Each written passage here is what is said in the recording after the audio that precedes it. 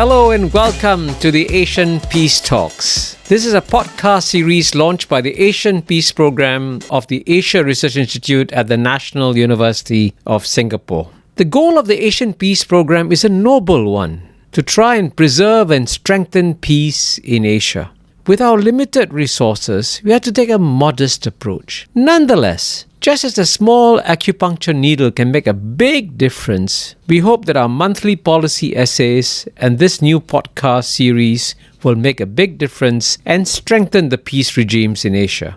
I'm your host, Kishore Mahbubani. For the second episode of this podcast series, we are delighted to have on the Asian Peace Talks Professor Wang Gungwu. Professor Wang Gungwu is a globally renowned historian known for his scholarship on the history of the Chinese diaspora or the overseas Chinese in Southeast Asia, as well as on the history and civilization of China and Southeast Asia.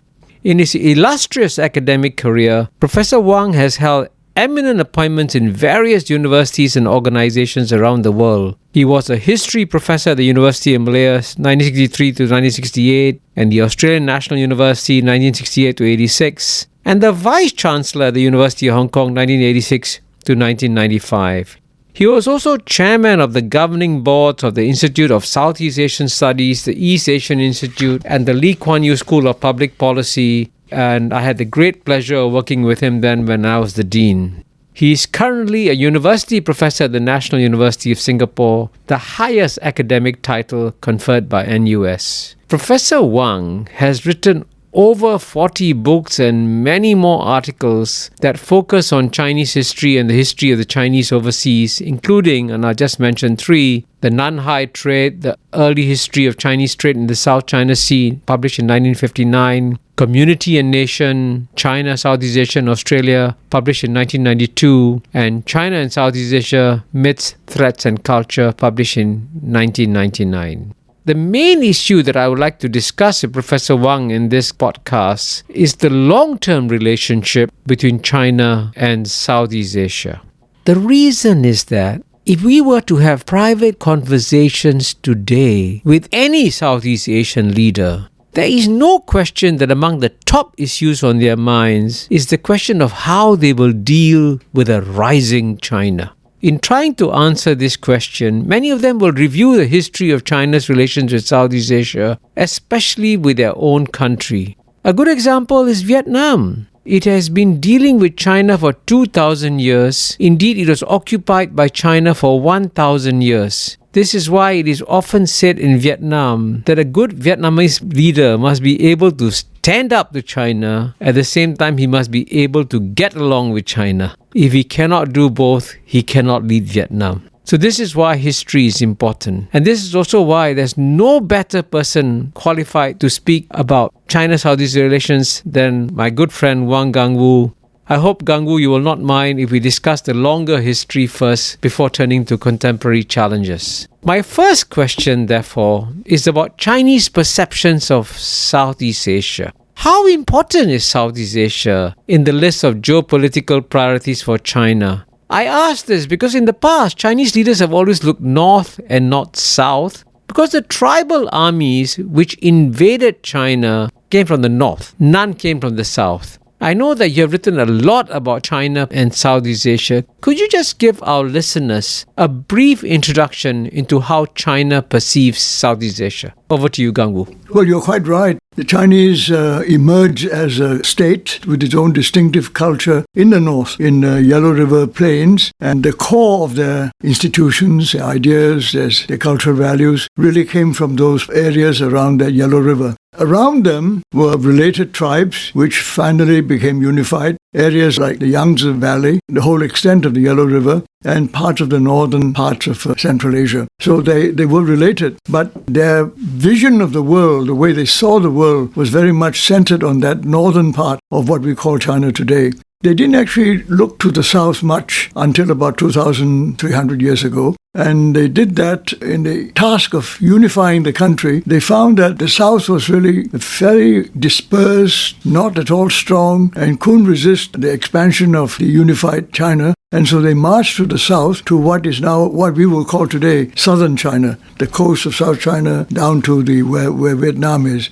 So from the point of view of the Chinese, they only became aware of that part of the world rather late. And when they got there, they found that the people around the southern coast, including what we call Vietnam today, they were themselves very many little tribal states, and the Chinese had no difficulty taking them over at that time, given the fact that they had a strong army. But when they moved further south, they found people already civilized by mainly Indian influences. They found, for example, countries like Funan, Champa, and then later, as they developed further, they've discovered the people who became Khmers, the Cambodian state, and they found out about Java, way across the seas, and they found people trading there, mostly Indians to start with the various native peoples, mostly Malays, and trading by sea, and then eventually also the arrival of Muslims with the rise of Islam, Arabs and Persians, who also were wandering around in the region. But the states there were already civilized with cultures drawn from the Indian subcontinent, and the Chinese basically left them alone. They found trading was perfectly fine. The Chinese did not actually initiate the trade. They just welcomed traders to the areas that the Chinese took over on the south coast, and that helped to develop the economies of those coastal areas. And the Chinese developed them as provinces, who are now of course, part of China. So in that first period, you can see that they sort of reached the point where they knew what they wanted. The peasant areas of southern China was something they could settle in, but for the rest, already established states, trading with them and inviting their traders to come to China was enough for them. Essentially, they discovered that there was really no state out there that was a threat to China. Nobody had any real power to threaten China, and there were no enemies out there. The only people who came were merchants, basically. So that was the basis on which they started their relationship.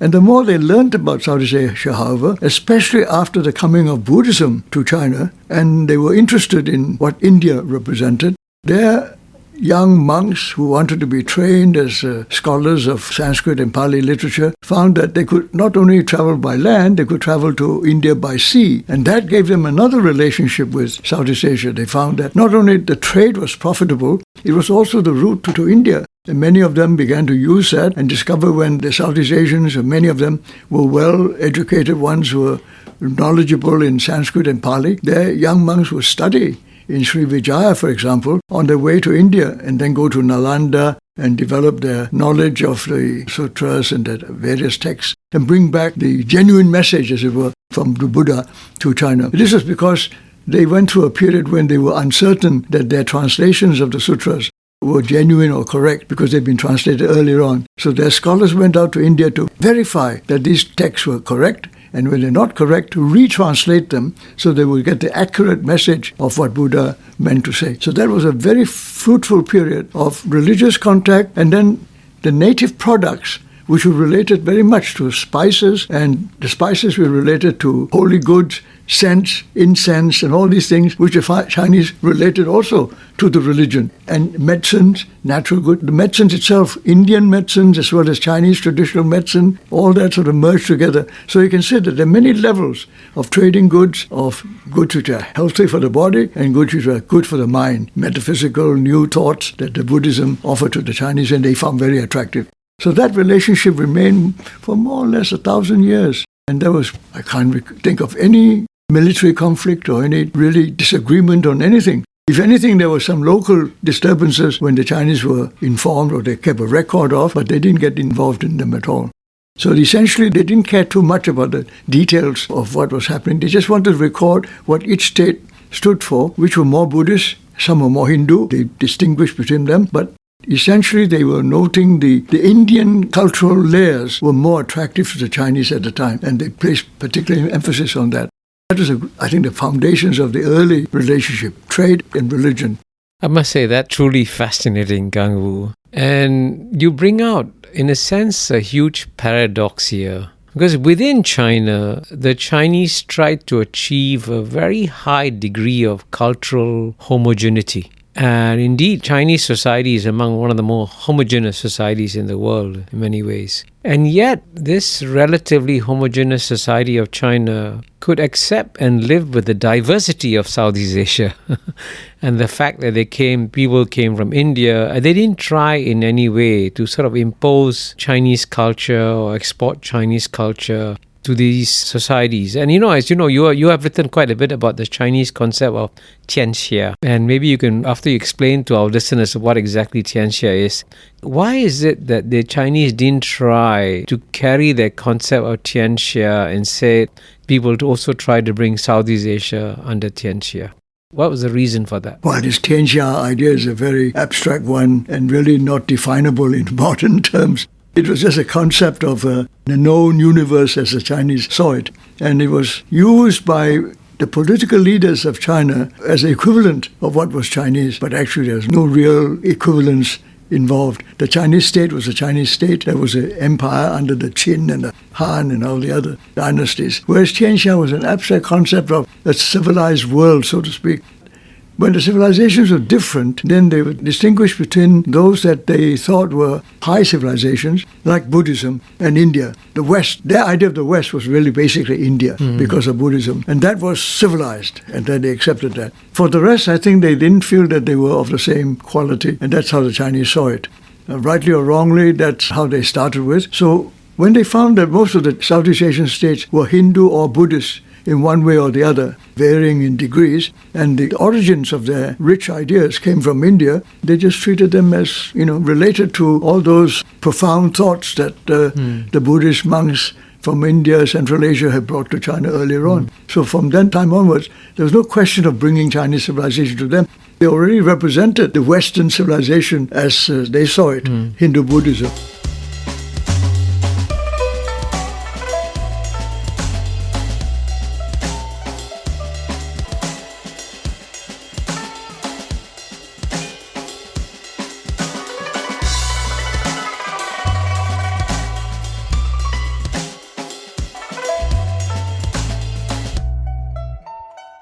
And so this is a natural segue to China's sort of historical relations with the Hinduized Southeast Asian states. And one thing interesting is that the Hinduized Indian states in Southeast Asia got their culture from India, but they paid political or economic tribute to China.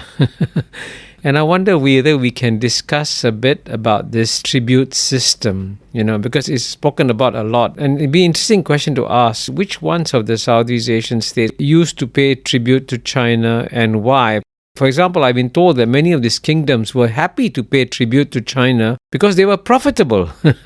Whatever tribute they paid to China, China would pay more in return. I mean, I would love to get that deal myself.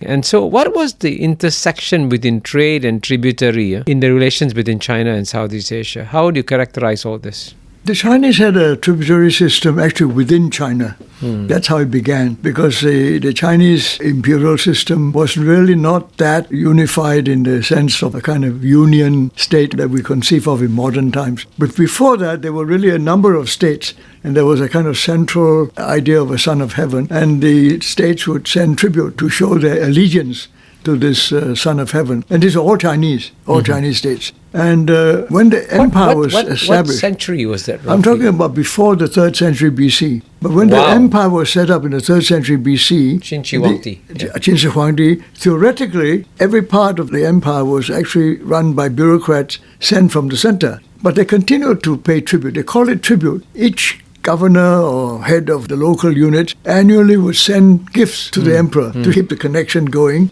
And they would send gifts, and these gifts were showing respect to the emperor. And this was done within China, among Chinese officials. When they dealt with foreigners, under this tianxia system, is a kind of an abstract system, they had like a ripple, you throw a stone in the water, the ripple spreads. If those are further away and those are nearer, they started to classify them as how they should relate to the Son of Heaven. So those nearby would send tribute of local products and so on. This was a simple way of doing it, extend it further. So if those further away want to have relations with China, all they do is just to send tribute, and that would establish a relationship. So which Southeast Asian states began paying tribute to China? Well, they extended it originally to north, to the Central Asian states, all those tribal states that they were dealing with. Many of them were enemies, but they would work out something like that and link it up with trade. They linked it up because it then became both a defense system as well as a way of encouraging trade and keeping the relationship peaceful. So as long as you have a tributary relationship, you're not actually fighting. So that was one way of determining that. So it was both trade and peace, defense. The Chinese saw this as a good defense system. So when they came to Southeast Asia, they simply extended it. There was no such system to begin with. It was a system in China, just extended to other relationships. So if you want to trade with China, well, the easiest thing to do is to bring tribute, and then you can trade. The tribute represented, as it were, a gift from one ruler to another in a sort of feudal relationship. And then the emperor would then say, we're now related, we send you gifts in return. And very often the gifts are, as you say, more expensive than the ones they got from tributary state. So that was what they called tribute. But it had no real formal structure and not really systematic or all that clearly defined until more recently, until the 14th century, until the Ming Dynasty. Before that, it was more desultory, and it depended very much on the local officials, how actively they wanted to encourage trade, because they also benefited. The local officials also profited from it, because in the course of it all, they would do their private trade as the foreign traders arrived. So everybody benefited from it. So the system, if you call it a system, was something that people found very acceptable. But after the Mongol conquest in the 13th century, Kublai Khan and all that, that was different. Because for the first time, all of China was conquered. So that there was no easy way of handling this now in the Chinese way. It was the Mongol way. And the Mongol Empire was based on somewhat different principles.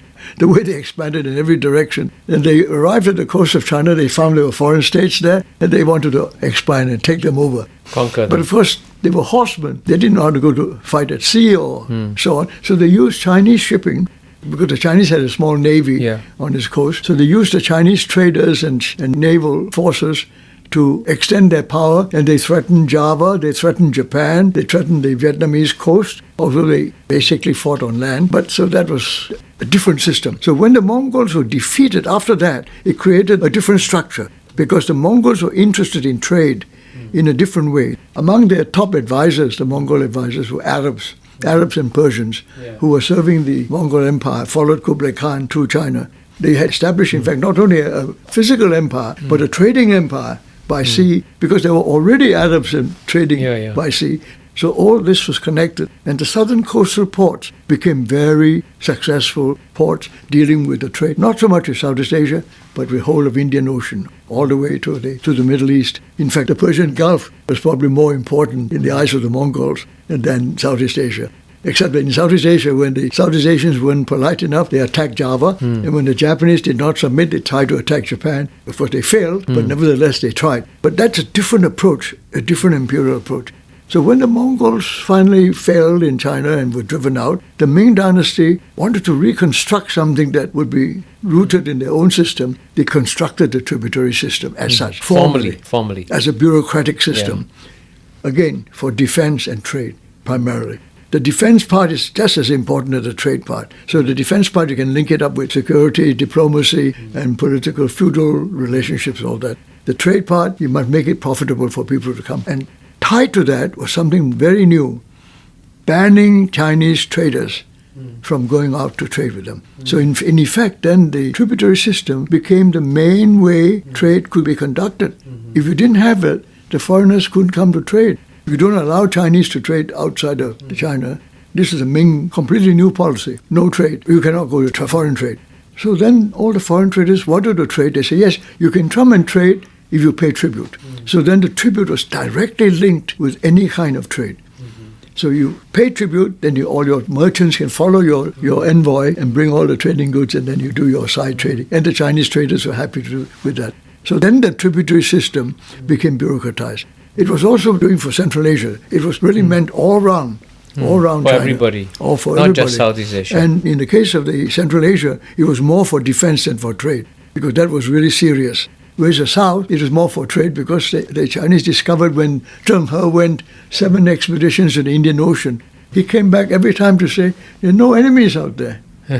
Whereas unlike land, all the land routes, everywhere, you can say all potential enemies. Those tribal guys can get together as a federation of tribes. They can attack you. This way, they say, Zheng He came back, no enemies. Nobody had any intention of attacking China or the capacity to threaten China in any way. So that's why they destroyed their navy. They actually burned their ships and stopped all their relationships, and then insisted on no Chinese traders to go out there to trade. We just use this tributary system to maintain a safe, defensive, as well as trading system going. And so that became a different thing. You want to trade, you have to pay tribute, otherwise the Chinese won't trade with you. So wasn't that a big mistake, burning the navy? Oh, because when the British came in the 19th century, they were defenseless. Today the Chinese regret it very much, but at the time... They do regret it. Oh yes, they say that was what happened. They lost the South because they had no naval force. Yeah. They never thought the navy was important. Yeah. So during the Qing dynasty, even at the height of its power in the 18th century, when they saw how the Dutch, the British, the Spanish, and the French were building their naval forces in different ports in Southeast Asia, they knew that. They were getting reports from that. They didn't take it seriously. I mean, these people, they were thousands of miles away. How can they threaten China? Yeah. They didn't bother. So they did not build a proper navy. They had some Coast Guard forces and so on, but they didn't take it very seriously. This is what they regret, you see. And then that's a different story, beginning a different story. But during this period in the Ming Dynasty, when they were formalizing their tributary system, which of the Southeast Asian states had the most amount of relations with China at that time? By that time, because of earlier Tang and Song relations, the most active was probably Srivijaya. Of course, there were relations with the Cambodians and the Chams, but the Cham state was not a really powerful state. It was a little number of riverine states, and the Khmer Empire had very inward-looking land power, not a great sea power, never turned to the sea. They fought successfully on land, but never were ambitious at sea, so not a problem for the Chinese. The Srivijayan Empire was the only maritime trading empire that the Chinese noticed. And they were very active in promoting the trade, even though it didn't have a proper capital to speak of. It moved around a lot. But nevertheless, that relationship was very important. But it was affected by the rivalry between two other powers at the time, which was rising. One was Thailand. The Thais were somewhat different. Although they came down south from overland, they were interested in the sea because they were very interested in trade. The other was Majapahit, the Javanese, which had been founded actually because of the Mongol attempt to take Java and became the Majapahit Empire. The Majapahit Empire took a big view. They, unlike all the previous Javanese states, they were much more ambitious. In fact, they were ambitious to compete against the Srivijayan Empire, which they thought was too powerful. So the rivalry between the Javanese and Malays, if you use modern terms, began already with the Thais on the other side. What century was this? I would say starting about the 13th, 14th century, again, following the Mongol period. Following the Mongol period, about the 13th, 14th century. And the Srivijaya was weakening. And I must admit, there was another factor involved, which of course lost its interest in the area, was the Chola Empire. Among the Indian traders were mainly private enterprises. The one kingdom, the Chola Empire, they were actually interested in some political control over the trading ports. So they actually built up a navy. And for about 100 years or so, they dominated the Bay of Bengal trade. Yes. And in the course of doing that, they fought off the rivalry with the Srivijaya. And they actually, I would say, were the cause of the weakening of the Srivijaya and made it possible for the Majapahit to push into the Srivijayan Empire. Now, the Chinese reported all that. You have Chinese record showing that. You were saying that the best records of history of both India and Southeast Asia are found in Chinese records. Yeah, prior to 1500, I would say the best records were Chinese records. 1500 onwards, the Europeans began to have more detailed records. This is how the whole system began. You can see how the fact that naval power was limited only to these three, and the Cholas gave up after a while. After 100 years or so, they got caught up in Indian politics, and the Chola Empire disappeared virtually. And in the end, it was basically the Malays, the Javanese, and then the beginning of a tie down the peninsula. So those were the three rival groups. When by the time Zheng He came out. And then he went out and he saw none of these people, they were fighting each other a little bit. None of them were threats to China. So forget about it. You mentioned the Thais. It's a good example. How did the Thais, as they were expanding and growing, view China? The Thais had a particularly interesting state among the Southeast Asian countries. I would say it was probably the only one that was a land-based state interested in the sea, in maritime affairs. Because the other land-based states, like Vietnam, like Cambodia, like Myanmar, they weren't interested in maritime affairs. And the maritime states were very poor on land affairs. They were not interested in the building of land. But Thailand was the one exception in the middle, The reason for this, I can't find agreement among historians, but it may have something to do with the fact that they were caught in between land powers on both sides. The Khmers on one side, the Myanmars on the other, and the sea was the safest. No enemies there also, and they decided to come down the peninsula so that they can benefit from the trade on both sides. So their location and the fact that they were relatively weak between the Burmese and the Khmers to begin with. Later on, of course, became stronger. I think it gave them that particular worldview which was distinctive in Southeast Asia. The only state that had both a land-based state that was interested in maritime affairs. Wasn't Thailand also at one point saved by the Chinese after the Burmese sacked Ayodhya? Yes. The Burmese army had to withdraw to take care of a Chinese invasion. When did this happen and what? Just briefly. Well, this again relates to this fact that it was a land-based power with maritime interest. Because of their maritime interest, they attracted a lot of China. By that time, Chinese traders were sneaking out of China. And the Chinese had relaxed their anti-foreign trade policy by the Qing dynasty. Chinese traders from southern China were going to Ayutthaya. And that relationship, the trading relationship, is related to the fact I said earlier on, that the Thai state was actually interested in maritime trade. And that relationship between traders on both sides connected Thailand to China in a more active and profitable way than any other state, right down to the time when the Myanmar attacked Ayutthaya and destroyed it. When was that roughly? That's 18th century.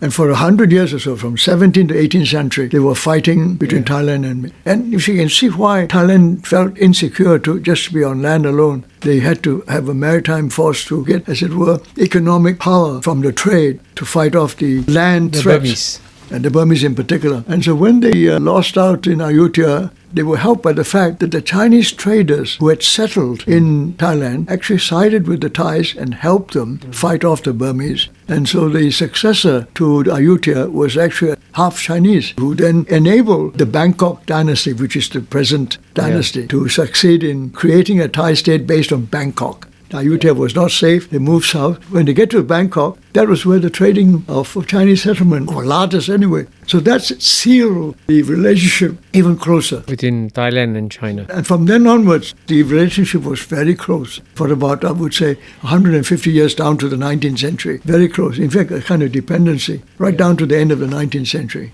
And that was, again, it reflects the fact that Thailand was an exception, a land power that was interested in maritime power, the only one in Southeast Asia.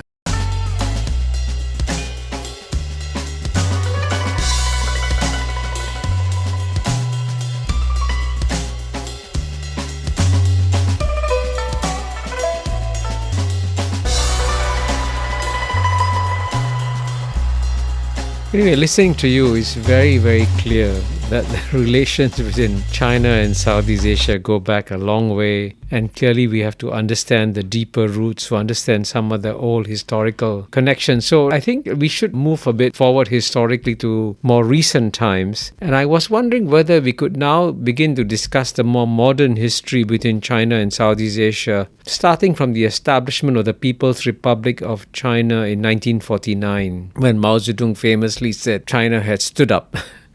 Now, my sense is that from 1949 to roughly 1971, when Kissinger visited Beijing, exactly 50 years ago, China had uncomfortable relations with the 5 founding member states of ASEAN, namely Thailand, Malaysia, Singapore, Indonesia, and Philippines, and good relations in theory with North Vietnam, which is also communist. And China was also supporting the communist parties in Southeast Asia at that time. The 2 key leaders of China at that time were Mao Zedong and Zhou Enlai. If you had to sort of make a rough estimate of how they viewed Southeast Asia, what would you say would be their perceptions of Southeast Asia? And in this regard, as you know, Zhou Enlai came to Indonesia for the Bandung meeting in 1955 and made a huge impact at that meeting. He was regarded as one of the greatest leaders of the meeting. So we have seen basically positive and negative trends in this period of 1949 to 1971. How would you characterize this period?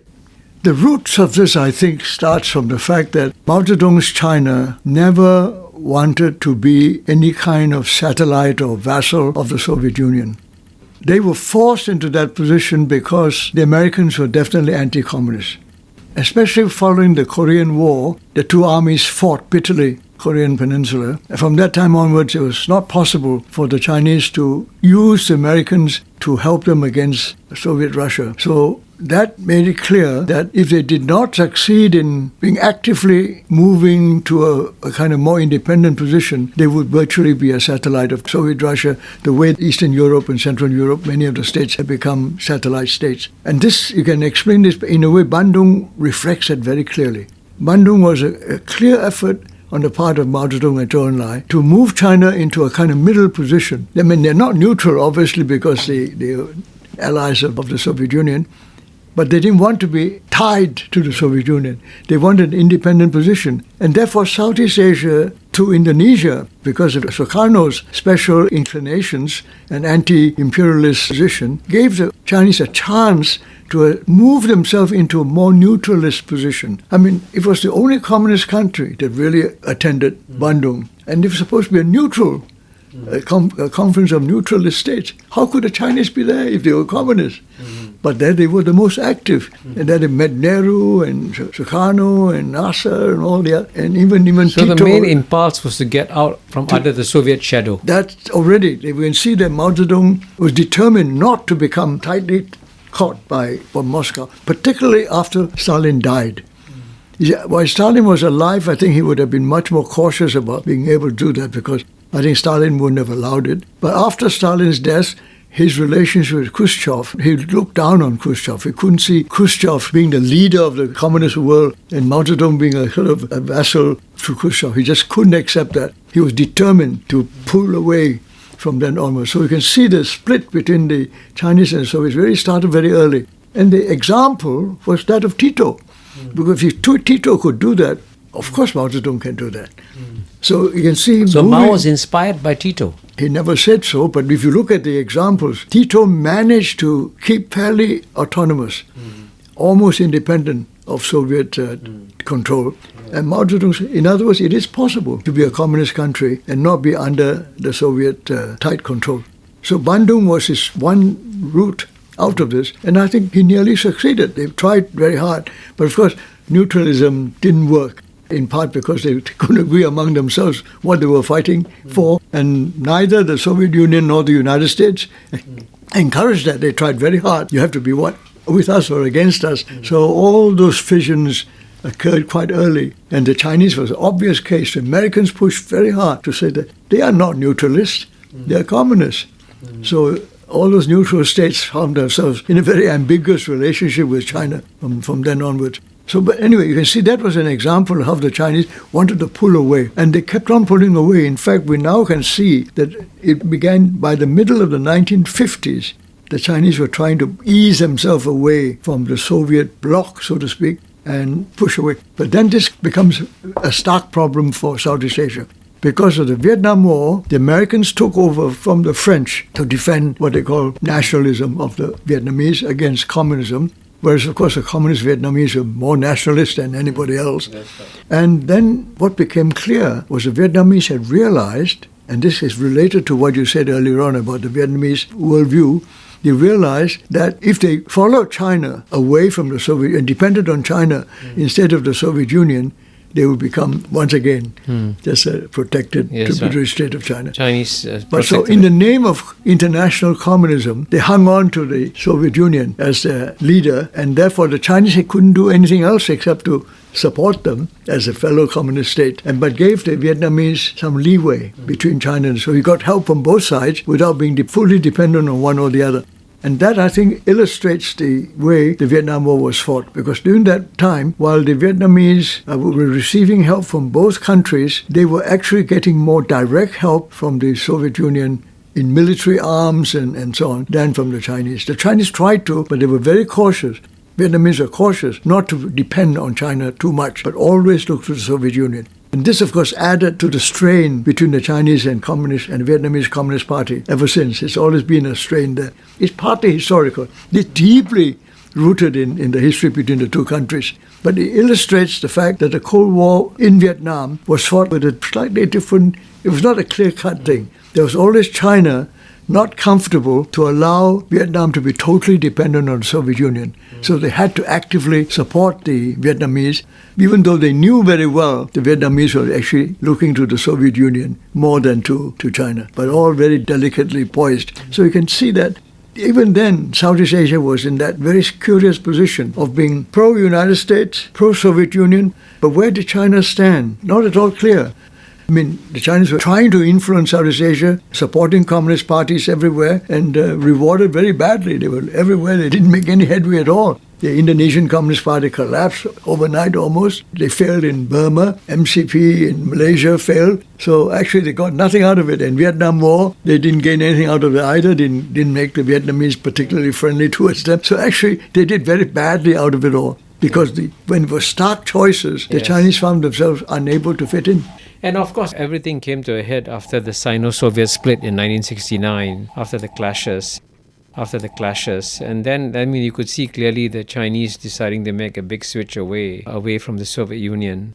Yeah, I joined the Foreign Service in 1971, the year when Kissinger again visited China. And then suddenly things turned around dramatically. And ASEAN, which was condemned as a neo-imperialist creation by China in 1967, suddenly moved towards becoming a good friend of China. And in the 1980s, when I served as a Singapore's ambassador to the UN, I was at the front line seeing the honeymoon period between China and the ASEAN countries, especially after the Vietnamese invasion of Cambodia. And there was a kind of a honeymoon period from December 78 when the Vietnamese invaded Cambodia, I would say all the way up to the 97-98 Asian financial crisis, when the Chinese really helped out the Southeast Asians at that time.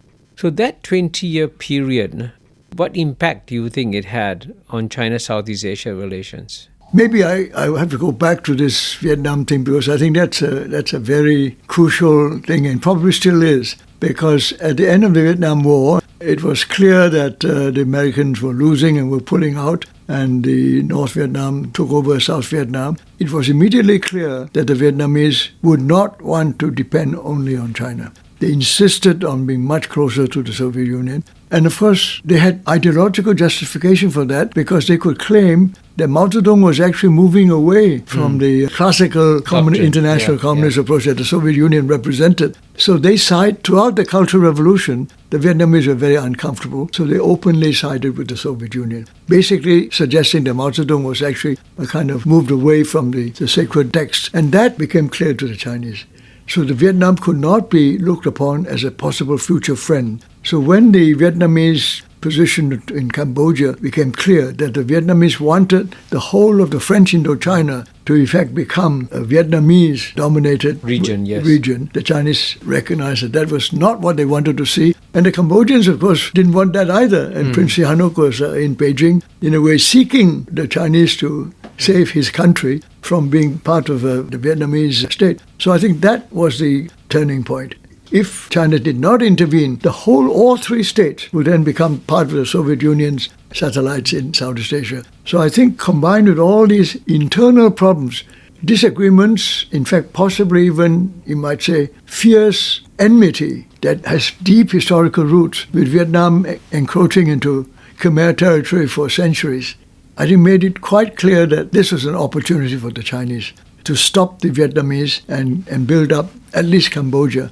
Laos, of course, is a separate problem, but each of them, the goal was still the same, prevent these two from being just satellites of Vietnam. I think that goal they managed to achieve, because so happened, as you know very well, the United States were on the same side on that subject. That's right. So the two came along for the first time having the same goal in mind. So then they succeeded. They did quite well out of it. So did you, I think, in Singapore. That's right. Did very well out of it. If you look at this whole period, it's fascinating to see how larger global geopolitics influences, relations within China and Southeast Asia.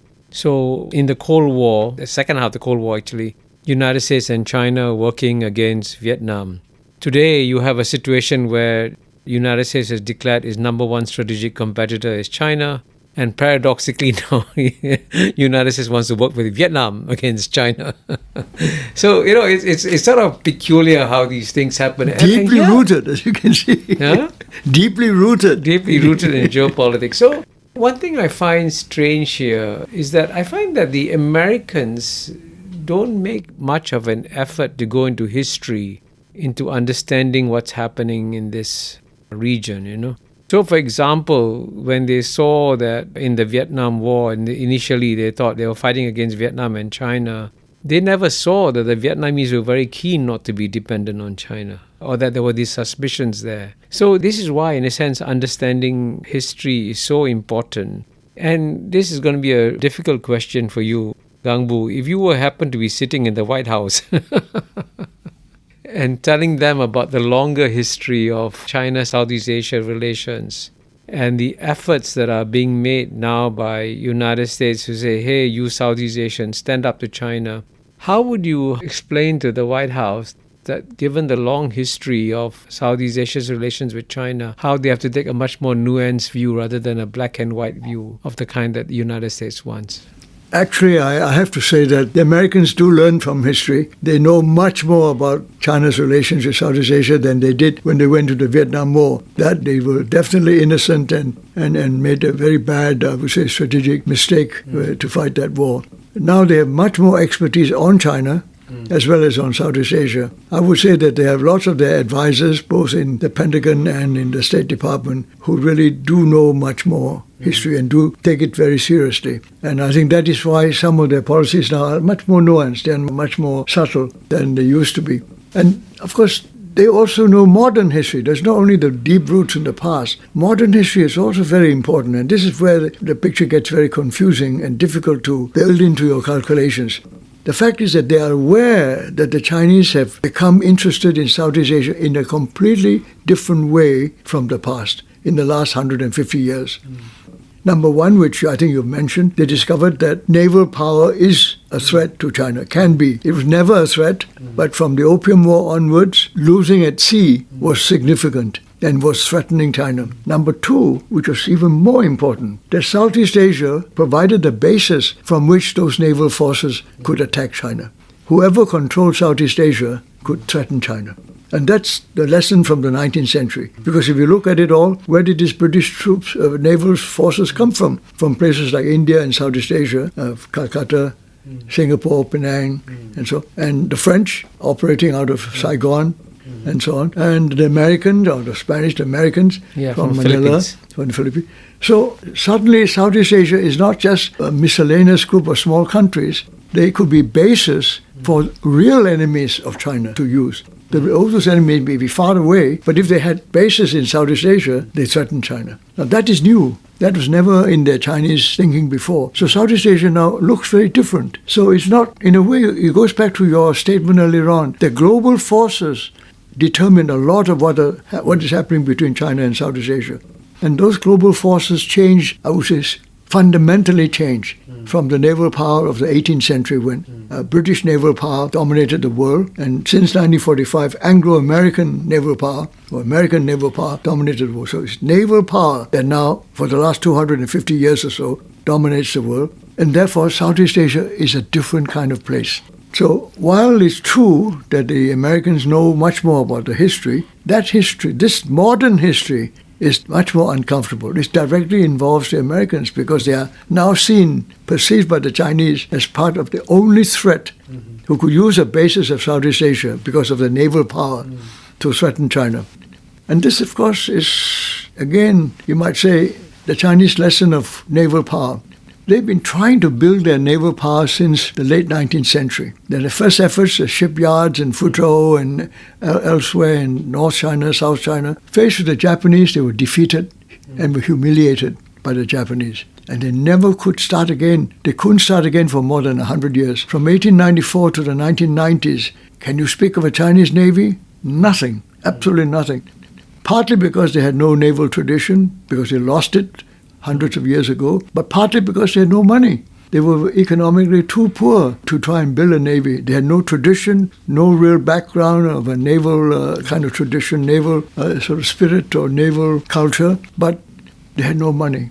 He needed Deng Xiaoping's reforms of 30, 40 years of reforms to have enough money to seriously think of building up a navy. And it was not until the 1990s before you can say the Chinese were able to start thinking about having a naval power. So we're talking about a Chinese Navy that's not much more than 20 years old. So what are we talking about? What kind of a threat is a Chinese Navy that is 20 years old to a power that is essentially a tradition of 250 years of naval dominance of the whole world, global naval dominance? What are we talking about?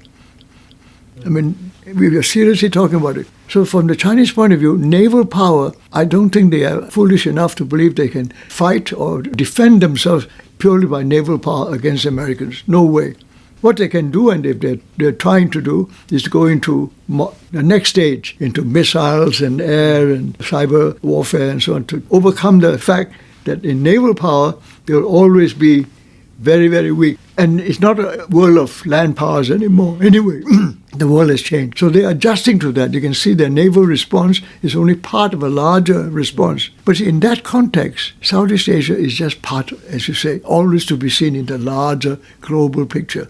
There is no, to my mind, no serious question about China and Southeast Asia. It is always to be seen in the larger global picture in which China sees the only threat to China is the United States. Just as the State Department and Pentagon from the 1990s onwards, when they defeated the Soviet Union in the Cold War, they turned around and look, who else can be a threat to the United States dominance of the world? They looked around and they had concluded by 1990s that the only possible threat to the United States dominance, hegemony of world power is China. They had already decided that. And they were quite right. It goes to show their understanding of global strategy is actually very, very good. They understood that. Similarly, and this is partly because of Cold War thinking and memories of the Cold War, the Chinese look around and say, there are no threats to China today compared to in the past when they were threatened by land particularly. Only naval from the sea can they be threatened, and the only power in the world that can threaten China is the United States.